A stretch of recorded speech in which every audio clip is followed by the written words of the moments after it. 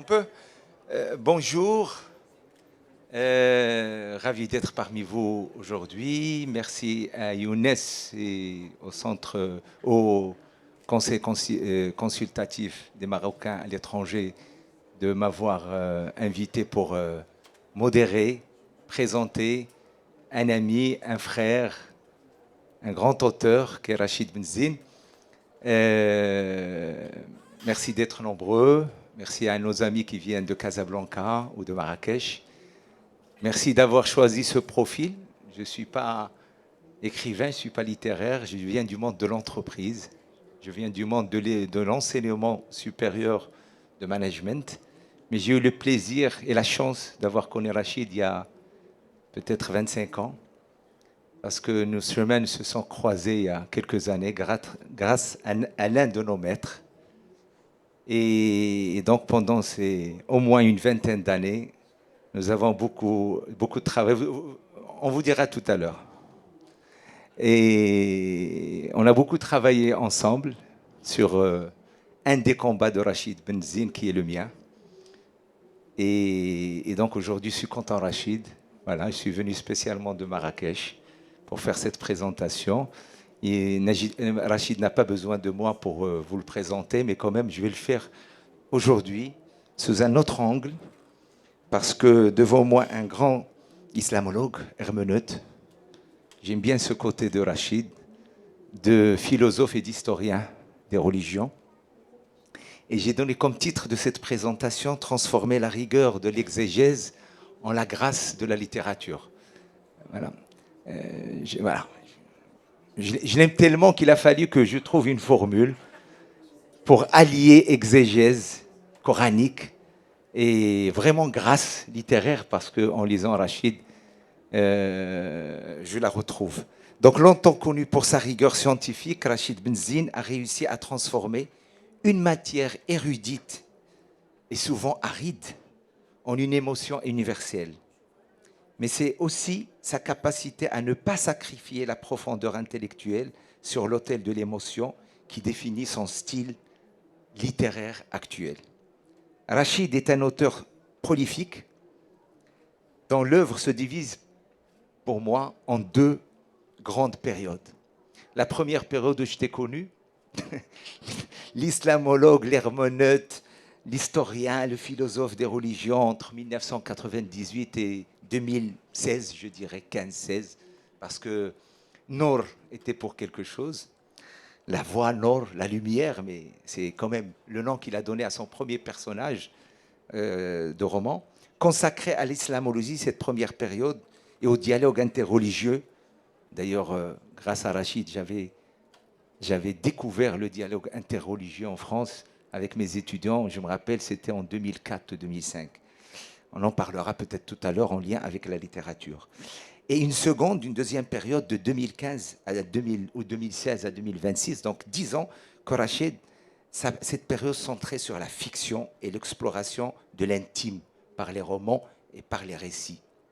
Rachid a aussi réussi à transformer une matière, comme je l'ai dit, aride, et avec ses repères d'islamologue, d'historien, de philosophe, il utilise le récit pour explorer ce que la religion fait aux individus et surtout à la famille, parce qu'on trouve ma mère, mon père, vous allez voir. Donc on parle beaucoup de la famille, comme les religions s'occupent beaucoup de la famille.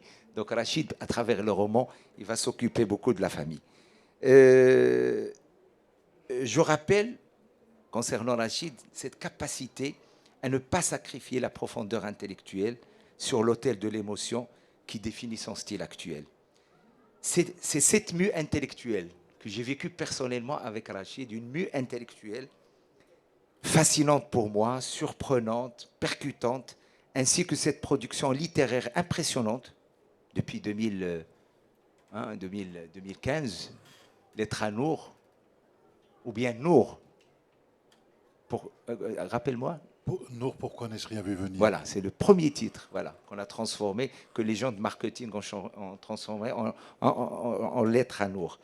Donc, impactante que propose Rachid à travers que je propose à l'assistance d'explorer et d'interroger et de débattre sous l'égide sous l'égide, d'ailleurs quand on m'a dit que c'est Averroès, la salle d'Averroès, sous l'égide de l'innovation rushidienne d'Averroès, préférant rendre hommage au nom original du maître de Cordoue plutôt que de céder au confort d'Averroès. Je n'ai pas du tout apprécié quand j'ai vu que la salle s'appelait Averroès parce que le monsieur s'appelle, le grand historien s'appelle Ibn Rushd. Donc moi je vais l'appeler Ibn Rushd, de peur qu'à force de voir ses travaux, les travaux d'Arachid traduits et adoptés en Occident, Rachid Benzine ne finisse lui aussi par être européanisé. On a un improbable Rachid Benzen, au Rachid Benzinus, au Rachidus Benzinus, très proche d'ailleurs de voir Radzid Benzine au Radzid Benz. Voilà, tu finiras allemand dans quelques siècles si on continue comme ça. Donc voilà une présentation qui met en lumière cette mue intellectuelle ainsi qu'un regard sur ta production littéraire. Je vais commencer je vais te poser 3 questions parce que je ne vais pas parler, je vais poser 3 questions et je vais les laisser parler et vous laisser l'interroger. Alors ma première question, Rachid, toute simple, la fiction est-elle pour toi une autre forme d'exégèse où le personnage devient un texte vivant dont il faut déchiffrer les blessures pour en comprendre le sens profond? Merci Si Hassan pour cette présentation, puis surtout pour cette première question qui fait le lien entre le travail que je fais à l'université, qui est d'abord un travail herméneutique sur les textes, sur la question du langage, et le travail de la fiction qui est aussi un travail sur le langage, tout simplement parce que l'être humain est d'abord un être de langage. C'est un être interprétatif. Et globalement, quand on travaille sur la notion des récits, puisque les textes religieux sont des récits, et que les récits font faire des choses aux gens, parce qu'il y a toujours un lien entre le récit dans lequel on se reconnaît, et ensuite le sentiment d'appartenance et l'action. Et c'est pour ça que les récits ne sont jamais innocents, les récits ouvrent toujours la question à l'action. C'est le principe même du récit. Ce n'est pas simplement d'interpréter le réel, c'est qu'il ouvre par le travail de la langue, et à partir de la langue, il ouvre à l'action.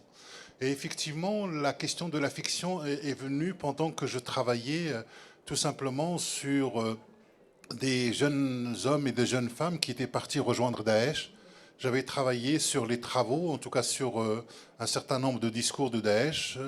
Et ensuite, je voulais vérifier sur ce que je trouvais comme discours, toujours en disant que les récits ouvrent à l'action et que l'être humain est un être narratif. Et nous sommes les histoires auxquelles nous adhérons. Donc dans la société, il y a un certain nombre d'histoires et on finit par y adhérer. Pourquoi on y adhère?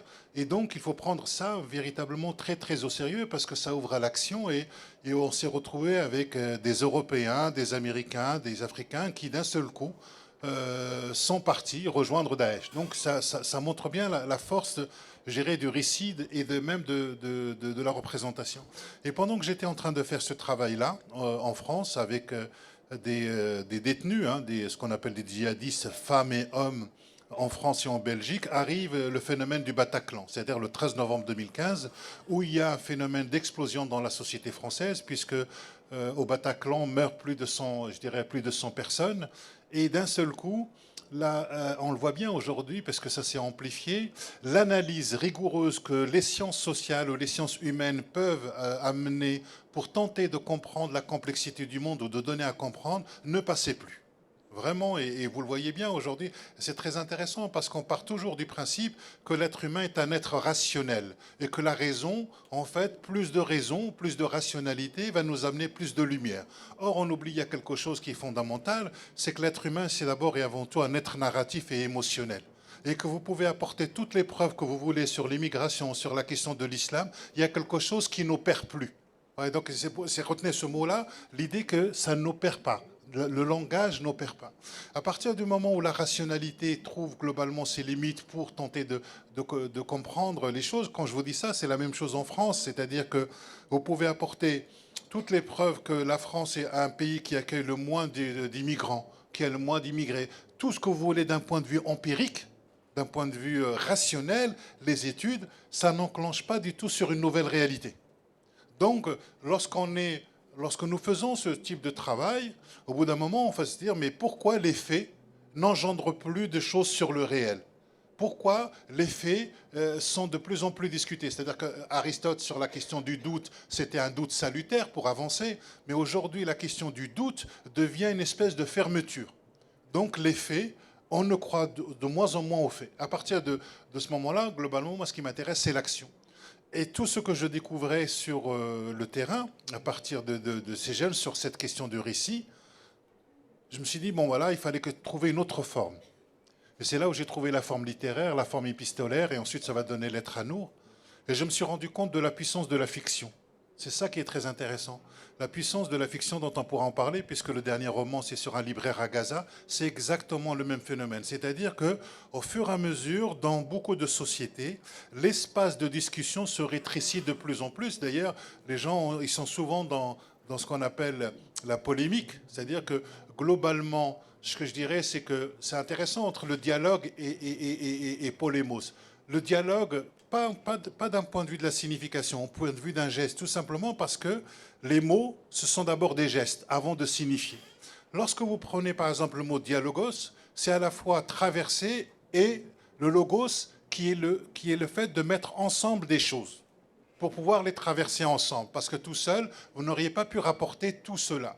Donc on voit bien que le dialogue, c'est accepter de traverser, c'est accepter d'être traversé. Alors que le polémos, c'est l'idée de la guerre, c'est le geste de la guerre. Et or, aujourd'hui, ce qui se passe, c'est plutôt, ce sont ces gestes-là.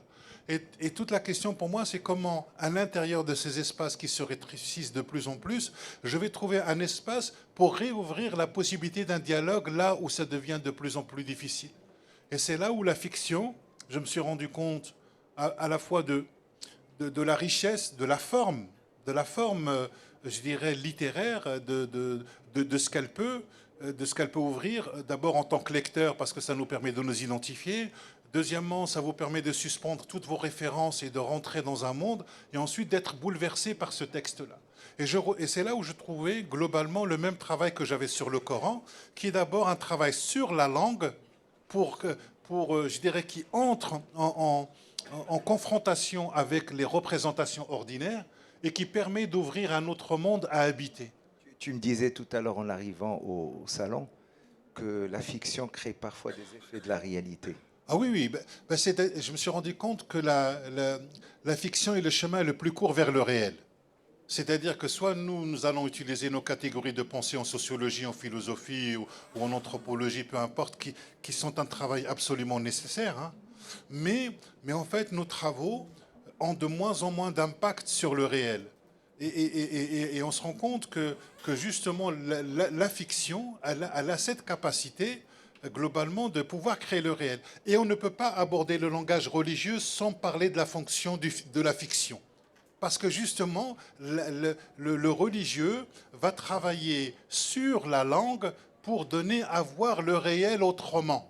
Ce que nous considérons simplement comme un élément va devenir dans le texte du Coran un signe, au sens où ça fait signe. Vous voyez, donc c'est parce qu'il y a d'abord un travail dans la langue elle-même. Et le travail de la littérature, c'est d'abord aussi, c'est pour ça que je me suis senti un peu chez moi, parce que c'est exactement le même type de travail de la langue elle-même, où on part des histoires, où on essaie de les articuler dans un récit, dans une narration, pour que l'être humain, au bout d'un moment, ça lui parle au corps. C'est pour ça que, c'est-à-dire que comme le Coran parle d'abord au corps avant de parler au sens, voilà, donc ça parle au corps, c'est quelque chose qui opère sur le corps. Ben, le principe de la littérature, c'est la même chose. C'est que ça opère d'abord sur les corps avant de se poser la question qu'est-ce que ça signifie.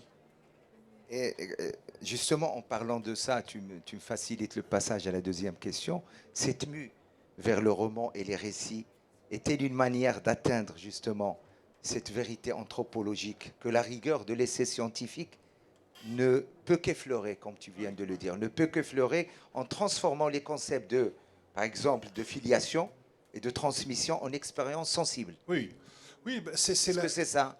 Ben, je dirais que En donnant des exemples sur, oui, sur les romans que oui, tu as. ben, c'est exactement ça. C'est-à-dire que cette notion du récit, elle est importante parce que la littérature, c'est ce que j'appelle une rhétorique du sensible au service du sens. Elle n'est pas au service de la vérité. Vous voyez, et c'est ça qui me semble important parce qu'on entre automatiquement dans la complexité humaine. Je dirais l'un des premiers romans que j'ai écrit, même s'il est sorti en second, c'est Dans les yeux du ciel, l'histoire d'une prostituée pendant les révolutions arabes, où d'abord j'arrive sur cette question par une question d'abord conceptuelle. C'est comme ça que j'entre en littérature. J'entre d'abord par des concepts et par je dirais une question ensuite que j'essaye de creuser. Et ensuite, je vais faire des éléments de recherche et ensuite, je les rends des notions. Et la question que je me posais sur les révolutions arabes, en disant, est-ce que toute révolution mène à la liberté ? C'était ça la vraie question que je me posais. Et est-ce qu'une révolution est encore possible aujourd'hui ? Là, on était vraiment pendant ce qu'on a appelé brièvement le printemps arabe. Et ce que je voyais, c'est que toute révolution aujourd'hui aura de plus en plus la difficulté d'aller vers plus de liberté. Et donc, je me suis dit, mais comment je vais raconter toute cette idée qu'il n'y a pas de lien direct entre révolution et liberté et que peut-être même l'idée d'une révolution devient impossible aujourd'hui. Et donc, du coup, comment on crée des espaces de liberté lorsque tout je dirais, tout participe à la compression, tout participe à cette idée de l'oppression. Et c'est là où j'ai inventé cette figure de cette femme qui est une prostituée qui reçoit depuis le gouverneur jusqu'à l'islamisme en passant par le journal américain. Pourquoi ? Parce que la question du corps, et notamment la question du corps de la condition féminine ou la question du corps des femmes, est l'enjeu de pouvoir par excellence. Voilà, c'est-à-dire que c'est pas un sujet, c'est un complément d'objet direct. Et de passer de complément d'objet direct au complément d'objet indirect à l'idée de sujet, c'est quelque chose qui est très très difficile et qui peut être violent. Et donc je raconte les révolutions arabes et aussi globalement la question des échecs et des à travers l'histoire de cette femme-là qui est une prostituée, dont elle a une fille qui s'appelle Selma, mais elle a aussi un de ses meilleurs amis qui est des poètes de la Révolution, qui est aussi homosexuel. Et ça m'intéressait toujours la question de la marge, c'est-à-dire comment les gens que l'on met automatiquement au niveau de la marge d'une société viennent interroger la norme du centre. Et c'est très intéressant de bien comprendre cela. C'est toujours à partir de la marge que la norme Moïse, il n'appartenait pas à la maison de Pharaon. Vous voyez, Jésus, la même chose. Le prophète de l'islam, la même chose. Ça veut dire quoi? Ça veut dire que les prophètes naissent toujours à la périphérie. Et c'est à partir de la périphérie qu'il y a une possibilité d'attaquer globalement le centre. Et c'est ça qui m'intéresse, même dans la littérature, de ce que j'essaie de faire, c'est toujours de prendre des personnes qui ne sont pas reconnues, qui sont invisibilisées. Et d'abord, la notion de la reconnaissance, elle est liée à la visibilité. C'est parce que les gens deviennent invisibles qu'ils deviennent silencieux.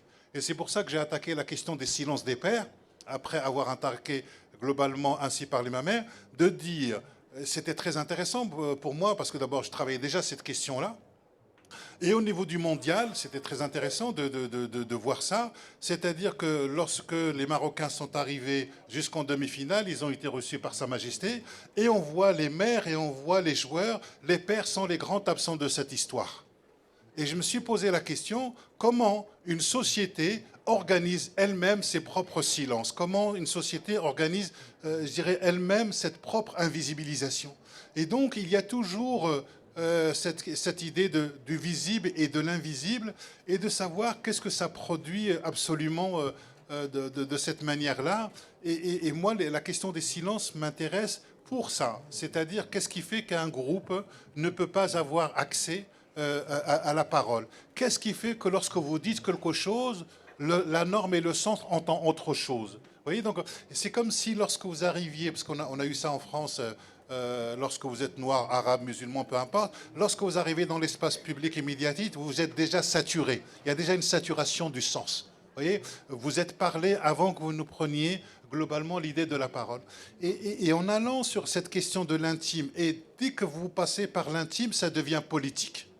C'est le principe, hein. C'est que plus vous creusez la singularité d'une vie, d'une personne, et plus elle devient politique. Et c'était très intéressant dans Lettres à Nour, parce que j'ai rencontré des jeunes filles dans les prisons qui avaient fait de longues études et qui étaient beaucoup plus radicales que les hommes.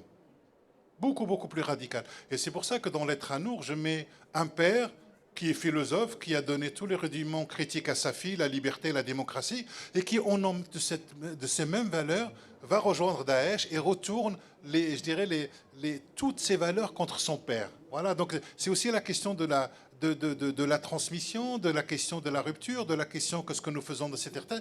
Et qu'est-ce qui fait qu'il y a un certain nombre de mouvements qui arrivent à capter ce besoin de justice chez un certain nombre de jeunes. Et comment une société honore le conflit. Moi, j'insiste beaucoup vis-à-vis de ça, c'est qu'on a des conflits dans la société. Voilà. Et donc, comment on va les honorer? Et est-ce qu'il y a des espaces pour pouvoir les... C'est pour ça que je ne crois pas tellement à un dialogue possible sur les réseaux sociaux.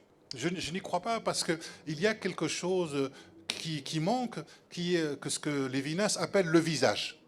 Il y a un visage, vous voyez. Donc, c'est ce que j'ai essayé de faire dans L'homme qui lisait des livres, parce qu'en France, on entendait, je dirais, le récit souvent de la politique d'Israël. Gaza, on voyait ça à travers, je dirais, de la destruction, mais en même temps à travers des drones qui sont là. Et donc les humains étaient absents. Les humains, ils avaient... C'est assez intéressant parce que c'est la même chose qui se passe aujourd'hui en Iran. Vous ne voyez pas de visage. Vous voyez de la destruction, vous voyez des caméras d'en haut qui vous montrent les destructions. Mais le grand problème aujourd'hui dans le numérique et dans les images que nous voyons, c'est justement l'effacement du corps. Le corps existe de moins en moins. Et c'est le grand danger. Et c'est pour ça que moi je fais une littérature qui passe par le corps. D'ailleurs, le religieux, c'est de la technologie sociale qui passe par les corps. Vous enlevez les rites et les corps, il n'y a plus de religion. Vous voyez, donc il y a quelque chose qui est là et qui me semble très important de donner un visage. Et c'est Lévinas qui disait que avant que le visage de l'autre apparaisse, j'ai des obligations et une responsabilité vis-à-vis de lui. Et c'est vrai que vous ne vous exprimez pas de la même manière si vous avez un visage avec vous, en face, que si le visage n'est pas là. Et je trouve que justement la littérature, en créant des personnages, ben en fait, les personnages, nous devenons nous. Regardez même dans la... Alors, c'est un peu différent dans les textes religieux, parce que dans les textes religieux, nous avons affaire à des figures. Hein, que les prophètes, ce sont des figures. On est dans la figuration, on est dans la représentation. Mais vous enlevez les figures, le discours ne passe plus. C'est parce que les figures deviennent à un moment des modèles en termes d'agir et d'action que vous pouvez vous identifier à eux. Et donc, mais on voit bien que c'est d'abord une question, me semble-t-il, du corps. Et il faudrait même réfléchir à une éducation parce que dans tout le travail que j'essaye de faire en ce moment sur la question de la langue, en disant que la langue, elle opère avant de signifier, et notamment si on prend juste par exemple le terme kalam en arabe, le kalam, c'est ce qu'on appelle le jarh. C'est entaillé, c'est un geste avant de devenir une parole et une signification. Comme Coran, c'est qara'a, c'est deux gestes, c'est le fait de rassembler et d'expulser. Ouais, ce sont deux gestes avant qu'on mette des significations. Et c'est très important de bien comprendre que dans l'éducation même que nous pouvons avoir, de ne pas uniquement rester sur le sens qui est variable, que l'on peut changer, que l'on peut même manipuler. C'est ça qui est très intéressant. C'est pour ça que le sens, quand vous passez en dessous du sens et que vous allez sur le geste, que les mots, ce sont des gestes avant d'être du sens, le sens est manipulable. On peut vous manipuler avec du sens, d'où des institutions qui naissent pour contrôler le sens. Alors que le geste, lui, il est incontrôlable. Vous voyez, donc c'est très intéressant de repasser. Et ce qui m'intéresse dans la littérature, c'est justement le corps. C'est-à-dire que d'un seul coup, le corps revient. Il y a le corps, mais il y a la puissance du verbe chez toi. La puissance du verbe et je dirais même la sacralité du langage. Oui, oui.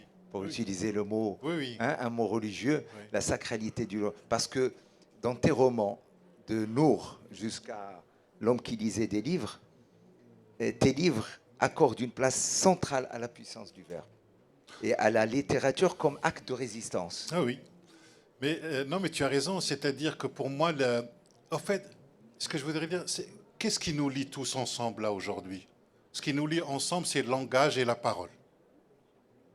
Ce qui lie une famille, ce qui lie deux êtres, c'est la langue et la confiance dans les mots. Si vous n'avez plus confiance dans les mots de votre conjoint ou de votre conjointe, il n'y a plus de relation possible. C'est-à-dire qu'une société, c'est très intéressant parce que dans Surat An-Nur, justement, il y a sur les 20 premiers versets, hein, ce qu'on appelle ifk, le fait de calomnier, et en termes de, je dirais, d'injustice ou de punition, c'est pire que zina. C'est très intéressant ce renversement que fait le Coran sur la parole. C'est-à-dire que la parole, elle est là pour dire le vrai. La parole n'est pas là pour dire le mensonge. Et donc si les mots que nous utilisons ne valent plus rien, c'est toute une société qui s'effondre. Avant on disait Rajl huwa al-kalma. C'est-à-dire que lorsque quelqu'un... Le kalima, c'est quelque chose qui vous entaille, qui vous transforme. C'est ça le kalima. C'est très intéressant parce que, au sens d'entailler, c'est comme la parole qui entaille le silence. Et donc je dirais qui vous transforme. Si une parole ne vous transforme pas, c'est de la communication. Ce n'est plus de la parole. Et moi, l'objectif, à travers les mots que j'essaie de travailler en termes de concision, parce que j'essaie de travailler les mots à l'os, pour retrouver justement cet impact des mots qu'il peut avoir dans nos vies. Et quand un mot me semble inutile dans la phrase, il est complètement enlevé. C'est justement pour recevoir cet impact. C'est-à-dire que si la littérature ou un texte ne vient pas vous impacter physiquement, ne vient pas vous bouleverser physiquement, c'est que c'était une lecture qui était inutile. Et je crois que ce qui nous transforme, d'ailleurs, c'est assez intéressant, on est toujours sauvé par la parole des autres, par les mots des autres. Et même quand nous parlons, nous utilisons les mots des autres. Ah, il ne faudrait pas croire que les mots que vous utilisez, ce sont les vôtres. Hein. Et encore moins croire que votre pensée, c'est la vôtre. C'est plus compliqué que ça. C'est vraiment beaucoup, beaucoup plus compliqué. D'abord, quand vous naissez, vous arrivez dans un monde qui vous précède. Et vous rentrez dans une conversation qui vous a précédé. Et donc, pour savoir de quoi vous allez parler, encore faut-il savoir les gens qui ont parlé avant vous pour rentrer bien comme il faut dans cette conversation. Et ne jamais penser que nous réfléchissons toujours d'abord à partir d'une culture, à partir d'une grammaire, à partir de, je dirais, de conditions de vie qui façonnent notre manière de penser, comme disait Michel Foucault. Il y a ce qui est pensable, il y a ce qui est impensable, il y a ce qui est impensé. Et globalement, les moments de révolution de la pensée, c'est quand il y avait quelque chose qui est impensable qui devienne pensable, ou impensé qui ne devienne plus du tout impensable. Vous voyez, et c'est pour ça que la langue, quand elle opère réellement, moi je ne cherche pas la signification, parce que les gens, on peut se battre sur la signification. Hein. Ah, vous prenez quelqu'un comme Tabari, Zamarshari, etc. Sur un mot, vous avez au moins 15-20 significations. Allez vous battre avec ça. Vous voyez? Pourquoi? Parce que nous nous battons sur les sens. Et en fait, on devrait plutôt articuler notre manière de penser, de dire, ben, un mot. C'est pour ça que ça m'intéresse, ce que je dis à mes étudiants dans le travail que je mène, c'est dire, vous pouvez très bien dire qu'est-ce que ce mot signifie, ou qu'est-ce que cette parole signifie. Voilà, vous pouvez rentrer, vous allez chercher les vieux dictionnaires arabes, lexicographiques, là.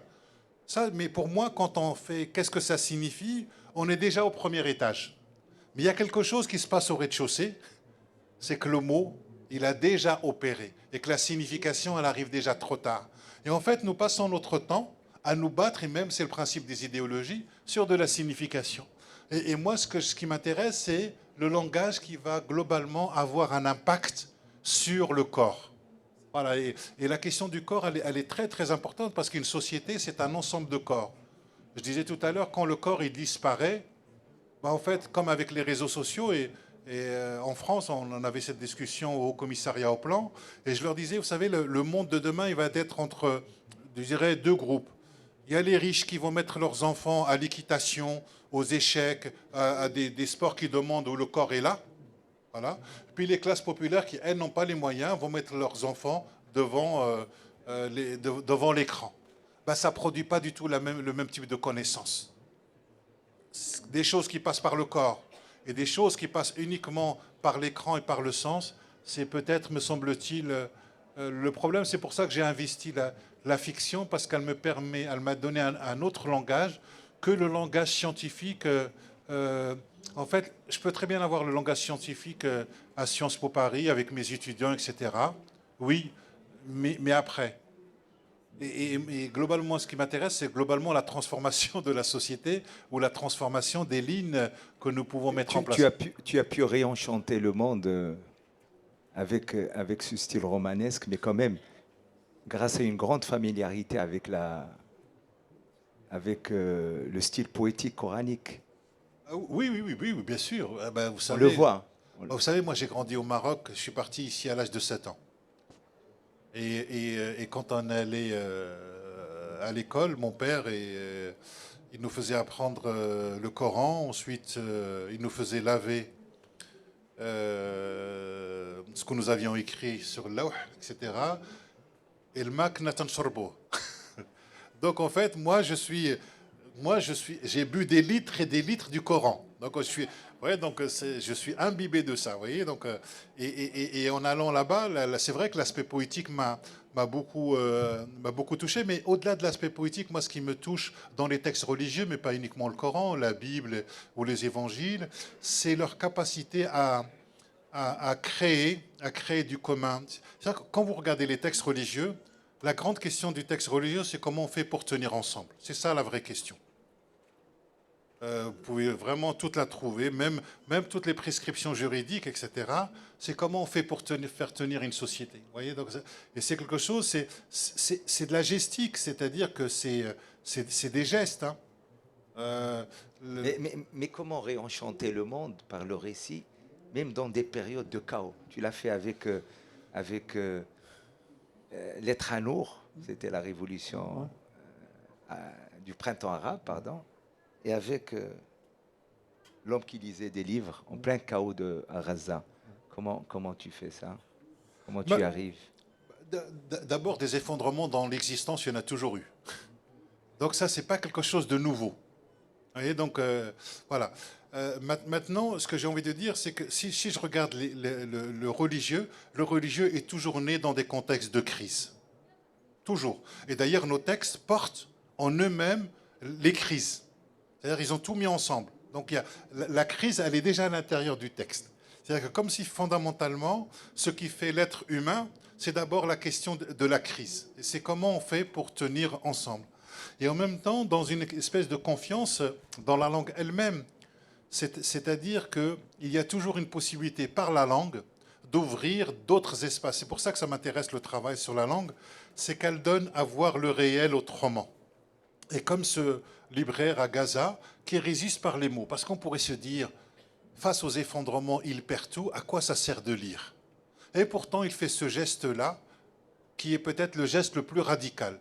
C'est-à-dire que l'être humain ne peut pas être réduit à une chose, de telle sorte à sortir simplement un espèce de refuge ou savoir avoir un élément alimentaire. Il y a quelque chose d'un principe d'humanisation qui se fait dans la lecture elle-même. Et dans les grands textes religieux, mais aussi dans les grands textes littéraires, ça parle avant tout de quoi? Ça parle d'abord avant tout de la relation avec les êtres humains. Et que, par exemple, quand Nabil al-Jabr, qui est le geste de réparer, donc il y a déjà dans son nom, il répare quelque chose face à un monde qui, je dirais, qui s'effondre. Il y a quelque chose qui se répare par les mots. Et alors certes, les mots ne vont pas sauver les gamins des bombes, des destructions. Mais ce n'est pas leur fonction.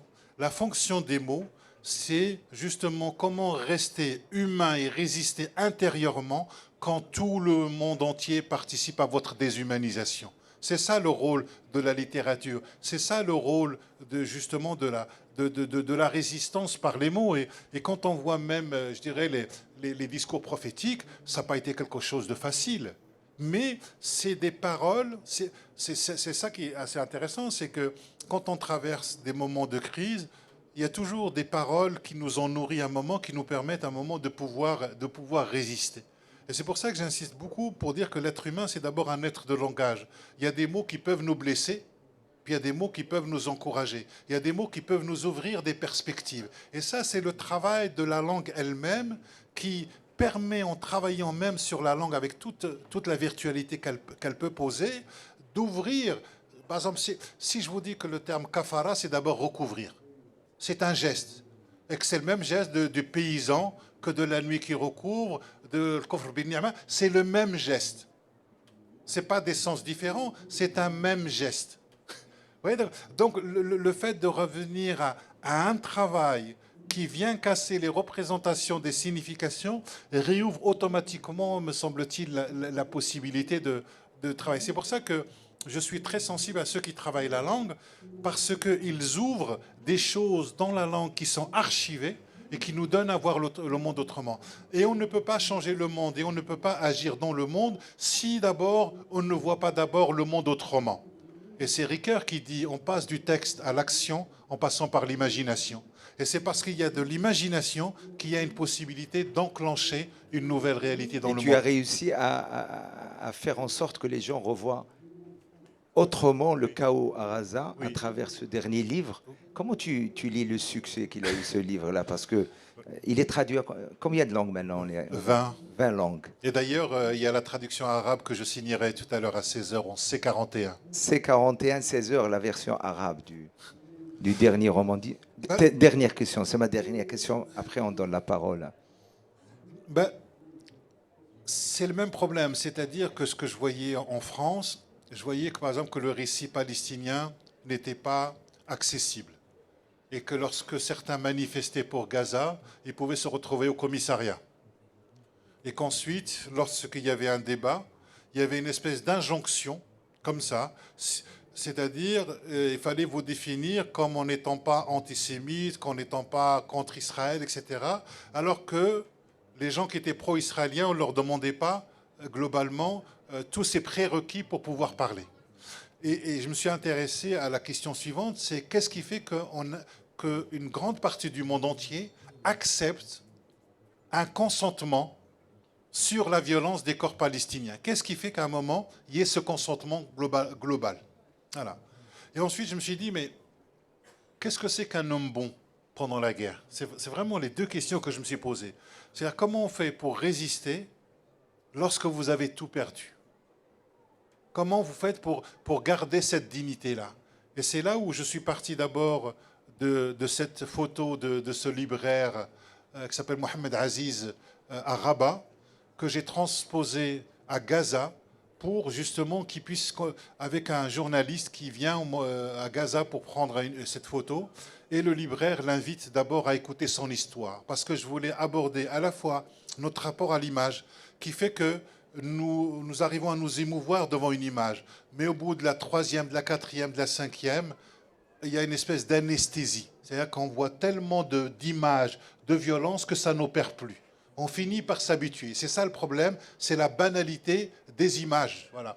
Et je me suis dit, c'est intéressant parce que le photographe français souhaite prendre cette image et notre libraire l'invite d'abord en lui disant, vous savez, derrière une photo, une image, un visage, ce n'est pas rien, il y a une histoire. Est-ce que vous voulez bien écouter cette histoire? Et donc je voulais aborder notre rapport au temps, parce que la crise que nous traversons, c'est d'abord une crise de notre rapport au temps, entre la photo et les réseaux sociaux qui relèvent de l'immédiateté et de la spontanéité, et le récit qui, lui, développe une épaisseur historique, qui, lui, a besoin de la durée. Et ça, puisque tu as fait il n'y a pas si longtemps à Marrakech sur la question de la transmission, c'est que la transmission ne peut pas relever de l'immédiateté. Elle a besoin d'un temps long. Et donc, comment on transmet aujourd'hui dans une société, à l'école ou dans la famille, lorsqu'il y a des concurrences en termes de production à travers des plateformes qui, elles, sont régies par l'immédiateté et la spontanéité. C'est très intéressant quand on scrolle. C'est un geste qui est très intéressant parce que je m'intéresse beaucoup aux gestes. C'est quelque chose qui part vers le haut pour faire remonter quelque chose par le bas. Donc il y a une espèce de paradoxe, je dirais, que l'on ne comprend pas. Et le fait d'être dans le scroll que ça, ce qui fait que c'est la disparition des visages. On ne va pas s'arrêter sur quelque chose pendant 1 minute, 2 minutes, 3 minutes, etc. Et quand je parle de la disparition des corps et la disparition des visages, c'est qu'à un moment, il n'y a plus la possibilité de faire société, de faire corps. Lorsque les Palestiniens sont décrits uniquement à travers des chiffres ou des statistiques, il y a eu 100 morts, 200 morts, 300 morts, etc., il y a un phénomène de déshumanisation, c'est-à-dire qu'il n'y a plus de corps. Et aujourd'hui, si je vous dis qu'il y a eu 100 morts, ou 200 ou 300 morts, et qu'aujourd'hui 200, 300, demain 400, 500, etc., si je vous raconte l'histoire d'un homme, d'une femme ou d'un garçon qui part à l'école et qui lui arrive cette tragédie, votre rapport au monde ne va pas du tout être du tout la même chose. Et c'est là où le principe de la fiction va être important, parce qu'il permet d'humaniser, il permet de singulariser, et il permet à un moment, quelque part, c'est incarné. Et que le grand problème auquel nous assistons, c'est ce phénomène de désincarnation qui fait que les corps disparaissent et il n'y a plus le rapport à l'autre, même dans la manière de, je dirais, de discuter avec l'autre. C'est très intéressant parce que je vois ça aujourd'hui chez un certain nombre de mes collègues. Ils vous parlent comme s'ils parlaient à ChatGPT. C'est assez intéressant de voir qu'est-ce que ça produit. Et le principe de ChatGPT, c'est qu'il est constamment d'accord avec vous. Donc il n'y a même plus de friction.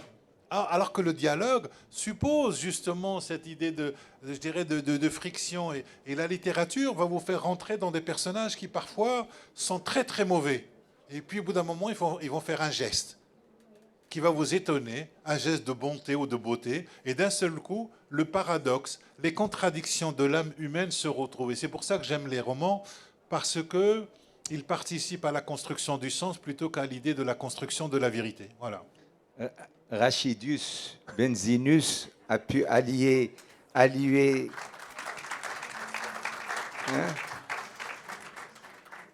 rigueur scientifique, rigueur littéraire avec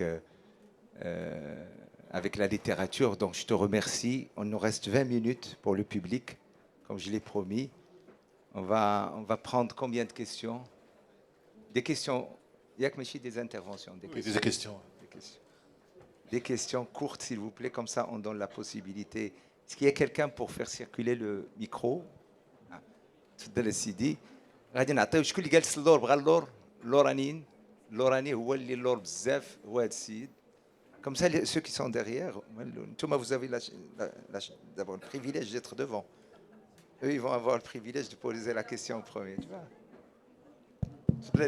Oui, merci pour cette présentation superbe pour moi, parce que moi, je vous ai plus connu islamologue que romancier, les nouveaux penseurs, où tu nous as montré l'islam vu d'ailleurs par les Sud-Africains, les Indiens et tout. Déjà là, c'était une ouverture d'esprit qui m'avait beaucoup intéressé. Et j'avais offert ici votre livre à beaucoup de jeunes. J'avais peur qu'ils, prennent une vision djihadiste de l'islam plutôt que humaniste. Tu as parlé, je me permets de tutoyer d'universitaire à universitaire, tu as parlé de l'importance de la périphérie. D'accord? Le Maroc est à lui-même une multiple périphérie. On est à la périphérie de l'islam. Géographiquement, on est à la périphérie du monde arabe, on est à la périphérie de l'Afrique, on est à la périphérie de l'Europe. Et puis nous vivons là-bas, on est encore à la périphérie de la diaspora. Donc, il est quand la périphérie crée le changement, le Maroc est potentiellement un volcan de changement. Donc, est-ce que, et parce que être marocain, c'est déjà être universel au vu de cette multiplicité, que peut-être nous qui vivons à l'extérieur, nous la sentons très fortement. J'aimerais bien que mes compatriotes qui vivent ici sentent cette multiplicité profondément créatrice. Merci. Voilà. Je serai très bref, mais vous avez raison. D'abord, quand j'ai dit que les prophètes naissent toujours à la périphérie, c'est vrai. Qu'ils viennent interroger la norme, qu'ils viennent déstabiliser les questions du pouvoir, c'est vrai. Et vous avez raison sur la question de la périphérie du Maroc. Et c'est pour ça que le Maroc ne peut pas être une puissance de stock, il ne peut être qu'une puissance de flux. Parce que c'est ça la périphérie. La périphérie, elle vient et elle irrigue la norme, elle irrigue le centre, mais elle ne peut pas être le centre. Sinon, elle cesse d'être une périphérie. Et c'est pour ça que c'est intéressant de réfléchir à une puissance du seuil. Et puisque justement, vous l'avez très bien dit, le Maroc a de par sa géographie, il a cette capacité de la périphérie. Et justement, c'est à partir de la périphérie que peut émerger, me semble-t-il, des concepts nouveaux pour venir inquiéter le centre. Voilà. Moi, ça m'intéresse toujours d'inquiéter le centre. Pas de détruire le centre, mais d'inquiéter toujours le centre. Merci, madame. Salam alaikum. C'est très intéressant parce que ma question fait un peu écho à la vôtre. Donc vous parliez du fait que les faits ont moins d'impact sur le réel. Et donc ma question c'est quel serait votre conseil pour les artistes marocains du monde? Donc un petit peu comme Toni Morrison, écrivez ce que vous avez envie de lire. Donc est-ce que l'art au final est l'outil par excellence pour relier les mondes et pour que nous en tant qu'artistes marocains résidant à l'extérieur, on puisse aussi s'exprimer et apporter quelque chose d'autre, parce que vraisemblablement, malgré les multiples diplômes ou le plurilinguisme qui est le nôtre, on a toujours ce besoin cette nécessité de prouver, que ce soit là-bas ou ici. Du coup, voilà, j'avais un petit peu espéré que vous nous aiguilliez un petit peu à ce niveau-là. C'est Hannah Arendt qui disait qu'il faut faire de sa vie une œuvre. Et je crois beaucoup en l'art, dans sa capacité à faire œuvre et de créer, me semble-t-il, du commun. Parce que le principe de l'art, c'est de travailler de la matière et de la transformer. C'est le principe même de la langue. Et c'est en cela qu'il devient, me semble-t-il, universel. Il devient universel, pourquoi? Parce qu'il opère avant de signifier. C'est ça qui est très intéressant. C'est la même chose sur la musique. Quand vous écoutez de la musique, vous ne cherchez pas la signification. Elle opère d'abord sur le corps, et c'est parce qu'elle opère sur le corps et que le corps est universel que la musique devient universelle. Et c'est la même chose, me semble-t-il, pour l'art. C'est justement cette capacité à rejoindre de l'universel à partir du particulier. Vous savez que l'universel, c'est toujours un particularisme. Il y a un particularisme qui peut s'enfermer sur lui-même ou autrement un particularisme qui va travailler ce qui fait sa propre singularité. Et en allant vers ce travail de singularité, il y a la question de l'universel. Et je crois beaucoup à la question de l'art qui a une capacité à nous donner à voir le réel autrement. Et en nous donnant à voir le réel autrement, on agit autrement. Mais si vous ne commencez pas déjà à voir le réel et votre réalité autrement, c'est très difficile de pouvoir agir. C'est comme si quelqu'un se balade à Rabat aujourd'hui, il regarde les immeubles, il regarde la forêt, il regarde tout ce qu'il veut, et il refait le même chemin avec la musique de Othman qui est derrière, notre saxophoniste international, et il ne va pas voir le Rabat de la même manière. Or, pourtant, c'est la même chose. Et vous voyez bien que l'art, c'est une médiation qui permet justement ce décalage, et en voyant autrement, on agit autrement. Voilà.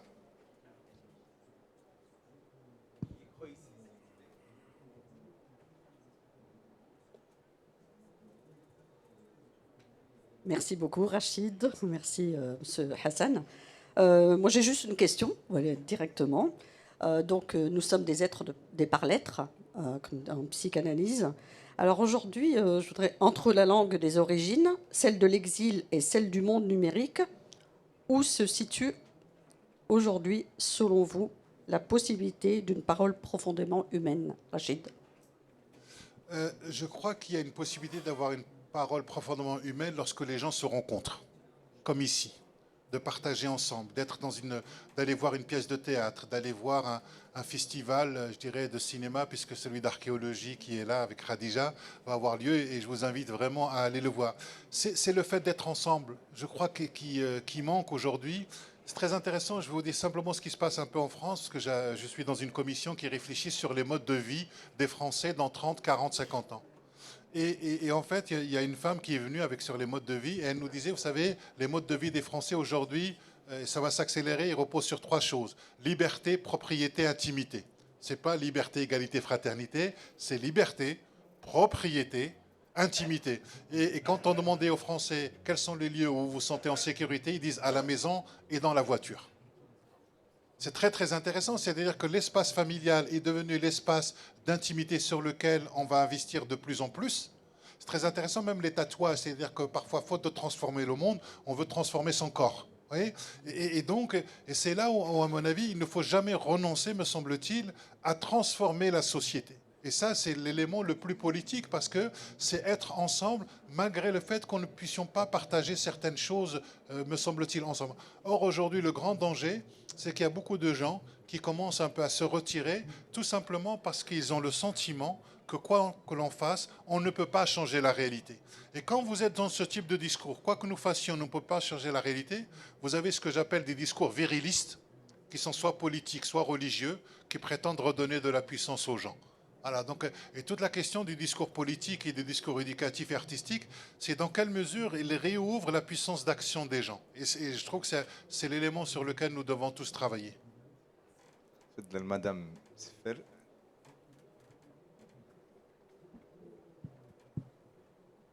Bonjour et merci Rachid, merci Hassan.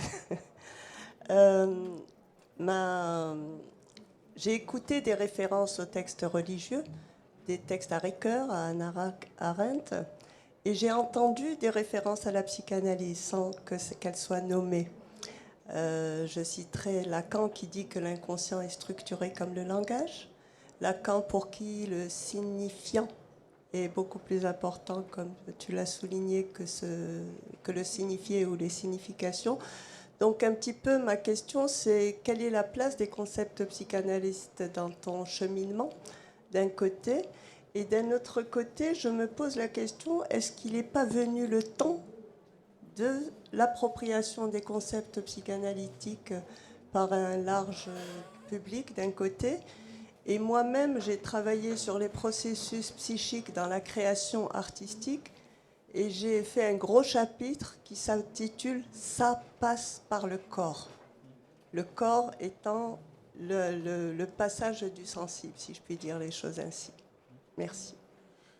Alors, sur la question de la psychanalyse, quand j'avais 15-16 ans, j'avais lu Carl Gustav Jung sur la psychologie des profondeurs, tout simplement parce que je lisais un exégète chrétien qui s'appelle Eugène Drewermann, qui utilisait ces concepts-là pour lire la Bible. Après, je ne maîtrise pas cela. C'est-à-dire que quand je dis que la langue opère avant de signifier, c'est à partir des lexicographes arabes que j'ai retrouvé ça. C'est-à-dire que si vous prenez par exemple quelqu'un comme Al-Khalil du 8e siècle, c'est intéressant parce que son texte s'appelle Kitab al-Ain. L'Ain, c'est très intéressant parce que son ouvrage n'est pas, d'un point de vue dictionnaire, il n'est pas ordonné avec alif, bata, etc. Il est ordonné à partir du corps, de là, qui vient de là. Donc, il fait globalement tous les mouvements.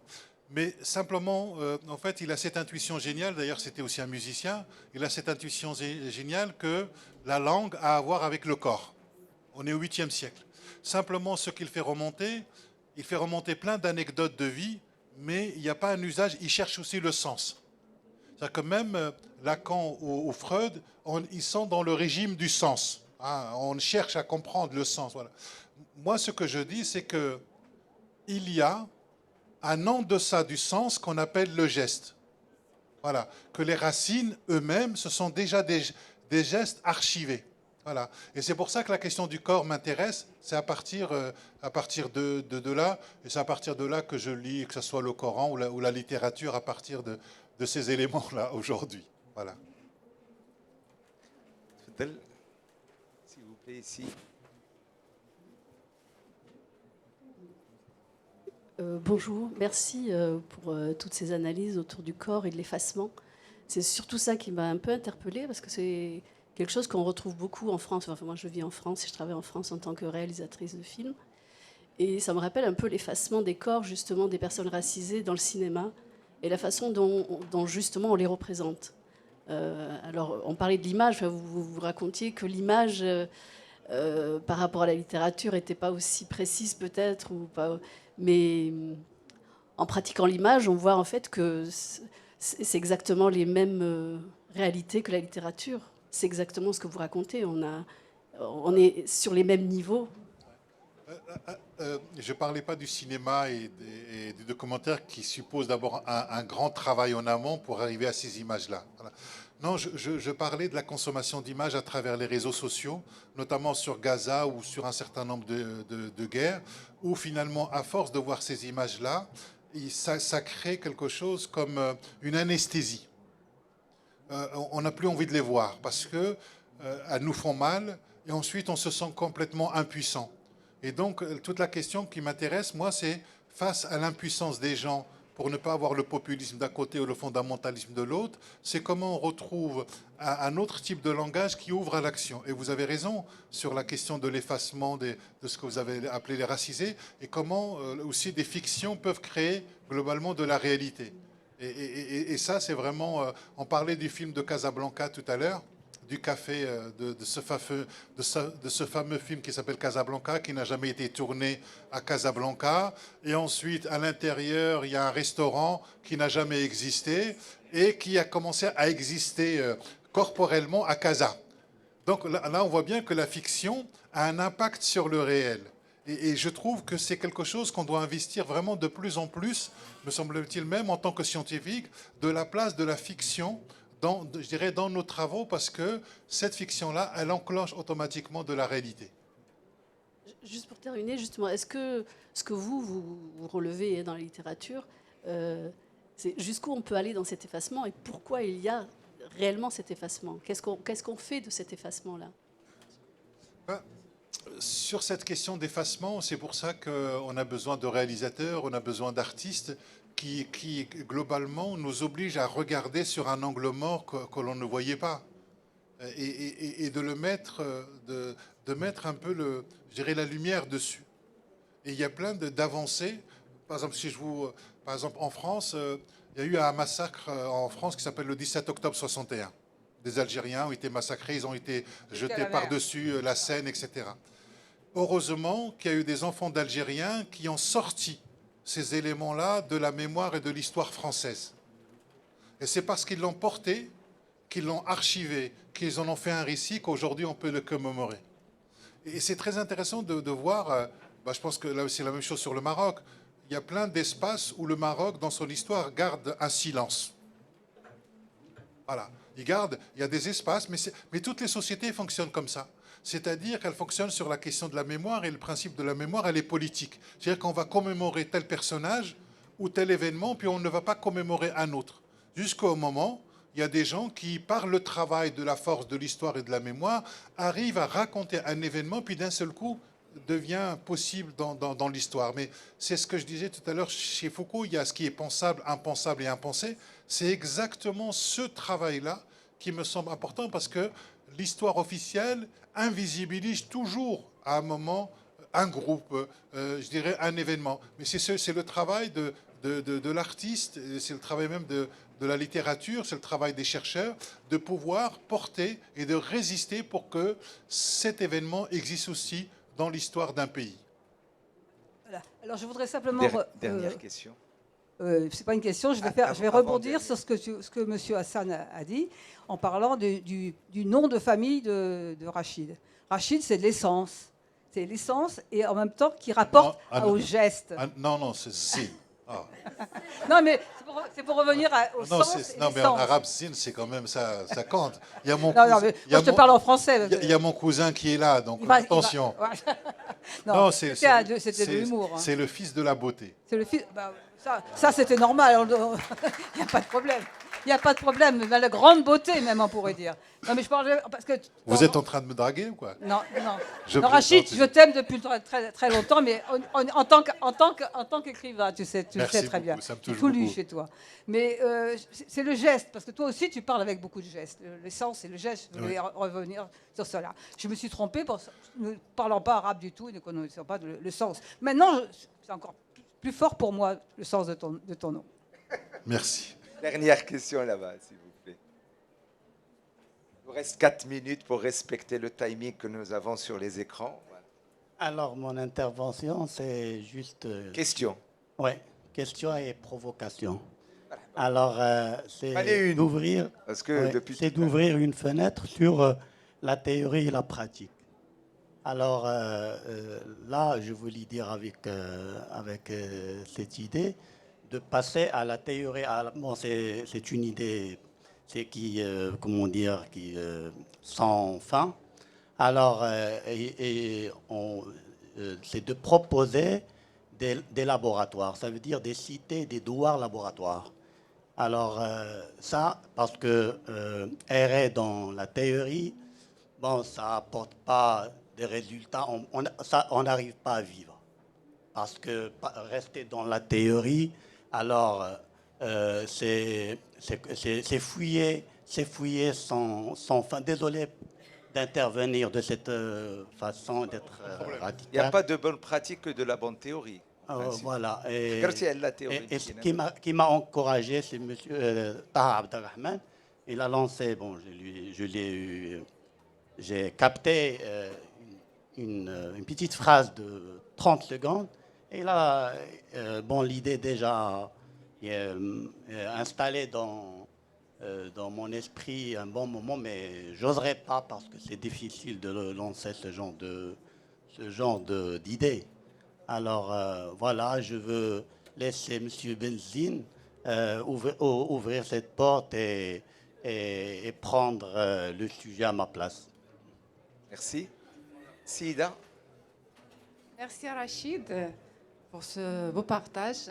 Donc ma question est, vous trouvez où, plutôt dans l'universitaire scientifique ou dans la littérature comme romancier et homme de théâtre? C'est quoi la question? Vous vous trouvez plus à l'aise ou Honnêtement, quand je reviens devant mes étudiants, je suis l'homme le plus heureux. Parce que d'abord, je suis un universitaire et j'ai commencé à enseigner, j'avais 21 ans, 22 ans. Et c'est là où je me sens vraiment chez moi. Vraiment, quand j'arrive au théâtre, que j'écris des pièces de théâtre, c'est bien, mais il faut que ça dure un temps. Pour le cinéma, puisque j'ai écrit des scénarios, il faut que ça dure un temps. J'ai besoin de la réflexion et j'ai besoin aussi du théorique.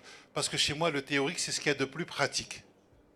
Et c'est intéressant parce que le théorique, c'est ce qui m'a permis fondamentalement d'écrire ces romans et ensuite d'aller les défendre. Notamment quand j'ai écrit Lettre à Nour, on a fait beaucoup de représentations de théâtre dans les prisons devant des djihadistes. Puis d'un seul coup, il y avait quelque chose que... moi, je suis plutôt un homme d'action.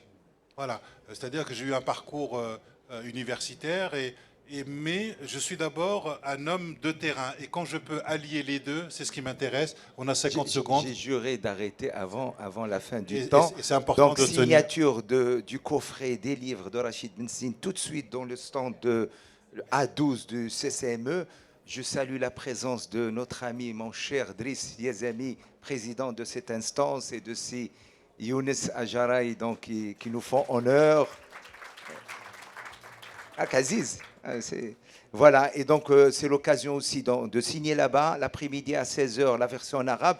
Et sur le stand du CCME, il y a des livres magnifiques de Marocains résidant à l'étranger ou qui étaient résidents à l'étranger, qui sont aujourd'hui au Maroc. Voilà, je vous remercie. Je vous remercie, Rachid. Merci.